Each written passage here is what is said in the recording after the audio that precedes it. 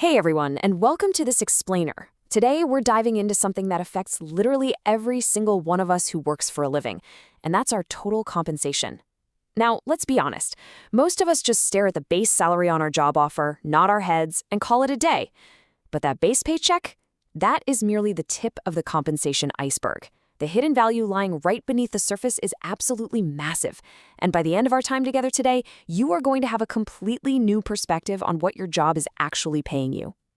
Okay, let's jump right in. Prepare yourself for a real eye-opener here. Employee benefits account for roughly 30% of total compensation costs for an employer. Yeah, 30%. That means nearly a third of your actual financial value to a company isn't even hitting your bank account as direct cash on payday. Instead, it's funding this entire hidden safety net and lifestyle support system that we almost never calculate when we think about our earning power. It's kind of wild when you think about it. So here's our roadmap for today's explainer. We'll start by looking beyond the base paycheck. Then we'll weigh mandatory versus discretionary benefits. After that, we'll unpack insurance, PTO, and perks, delve into the power of intangibles, and finally, look at mastering work-life balance. All right, let's kick things off with Section 1, Beyond the Base Paycheck. We really need to understand what indirect financial compensation actually is. When we actually map out the whole landscape of reward management, we tend to fixate entirely on the direct financial compensation side, our wages, our salary, our bonuses, the direct stuff. But check out all these other categories. We've got indirect financial benefits, which include things legally required of the employer, plus discretionary perks. And then we completely cross over into non-financial compensation. We're talking about the satisfaction of the job itself, the environment, and workplace flexibility. It perfectly illustrates exactly where all these hidden benefits sit within the overall structure of your job. Let's bring this textbook theory down to earth with a real-world example from our source data. Imagine your total compensation cost to your employer is 5,000 ringgit per month. In this scenario, your direct salary might only be 3,500 ringgit. A massive 1,500 ringgit is actually going toward indirect benefits, like your Provident Fund and Social Security. When you realize that literally 30% of the pie is indirect, the total value of your job suddenly looks entirely different, doesn't it?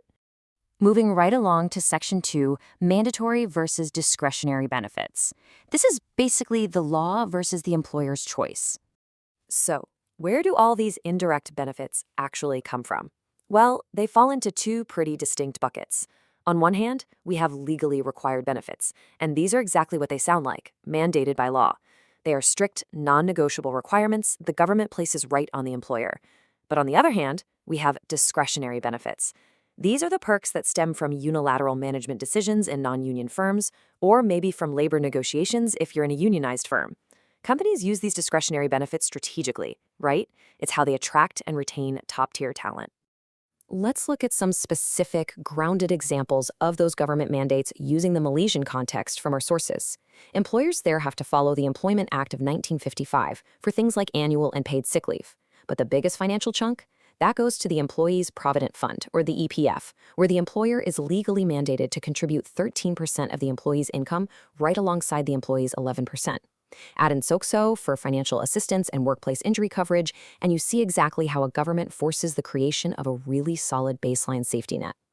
All right, on to Section 3, Insurance, PTO, and Perks. Let's do a deep dive into the discretionary stuff. Yeah, what's actually super fascinating here is how cleanly we can separate two massive protection programs based entirely on when the cash actually kicks in. Think about it. Life insurance provides a cash benefit paid out to a family, but obviously only after the death of the insured person. Disability insurance, however, provides a monthly income replacement while you are very much alive but unable to work due to an extended illness or injury. Both are absolutely essential discretionary benefits, but they serve completely different phases of a crisis. Okay, beyond the heavy protection stuff, there's this really interesting category called payment for time not worked.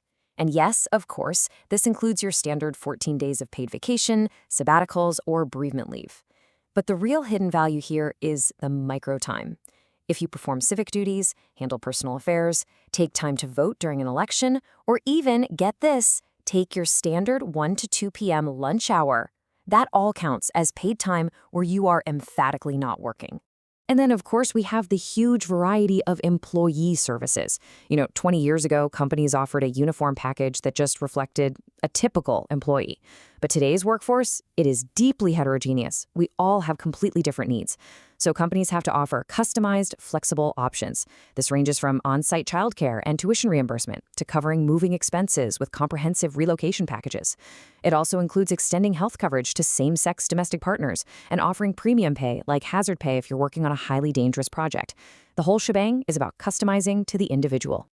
Which brings us to Section 4, the power of intangibles. We're talking non-financial compensation and the job environment. So, we're going even deeper into the iceberg now to explore psychological satisfaction. I really want you to ask yourself, is your job actually meaningful and challenging? Actually, scratch that. It's more like, do you feel a genuine sense of achievement from doing it? Is there an opportunity for growth? The answers to these introspective questions are absolutely crucial because that feeling of achievement and recognition is a highly, highly valuable form of non-financial compensation. I mean, money is great, obviously, but actually enjoying the job itself is what keeps you coming back day after day. Because, it's not just the actual tasks you do, it's the environment where you do them.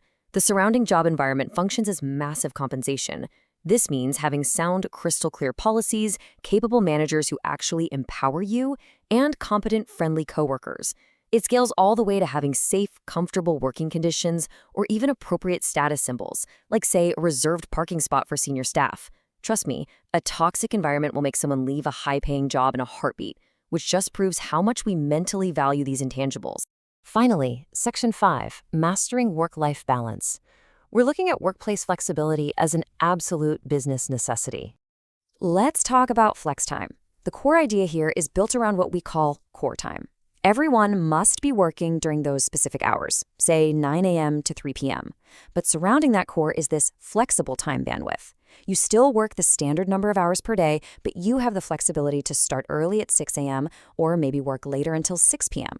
It essentially allows you to wrap your work obligations around your actual personal life rather than the other way around. Another highly effective strategy is the compressed work week. Let's break down the math on this because it's pretty fantastic. Step 1. Normally, you work 5 days for 8 hours each to hit your 40 hours, right? Step 2. We compress that. You now work 4 days, but for 10 hours each. You are still completely fulfilling your 40-hour obligation, but Step 3 is the ultimate payoff. You get to enjoy every single Friday off. You maintain your full-time schedule, but you gain a permanent 3-day weekend, and that directly translates to some serious job satisfaction. The absolutely crucial takeaway here is that flexibility scales across the entire organization. Compare these two models. Job sharing is when two part-time employees split the duties of one 40-hour job. For example, employee A works Monday through Wednesday, and employee B works Thursday and Friday to fill a single administrative role. But now look at two in a box. This gives two full-time executives the exact same title and responsibilities, like appointing co-CEOs. They split tasks based on their strengths. One handles operations, the other tackles marketing. It proves that intense flexibility is totally possible from entry level all the way up to the boardroom. So when you literally strip away that base paycheck, what you're left with is this massive, complex, and incredibly valuable network of mandatory safeguards, customized perks, environmental intangibles, and essential flexibilities. So I leave you with this final thought. What hidden value is locked inside your total compensation? Take a closer look at your own benefits and your work environment. You might just find out you're earning far more than you ever realized. Thanks for diving into this explainer with me today, and I'll see you on the next one.